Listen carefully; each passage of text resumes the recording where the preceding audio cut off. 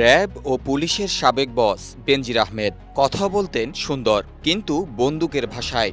বৃহস্পতিবার দিনটি সম্ভবত তার জন্য কিছুটা বিস্ময় নিয়ে এসেছে, যদিও খবরটি চাউর হয়েছে একটু দেরিতে। রাত ৯টার কিছু আগে বেসরকারি টিভি চ্যানেল চ্যানেল 24 খবরটি ব্রেক করে। বিষয়টি এরই মধ্যে সবার জানা। বেনজির আহমেদের সম্পত্তি ক্রোকের নির্দেশ দিয়েছেন আদালত। ফ্রিজ করতে বলা হয়েছে পরিবারের ব্যাংক অ্যাকাউন্টও। এর আগে মঙ্গলবার সকাল হয়তো কাছাকাছি অনুভূতি নিয়ে হাজির হয় সাবেক সেনাপ্রধান জেনারেল অবসরপ্রাপ্ত আজিজ আহমেদের কাছে।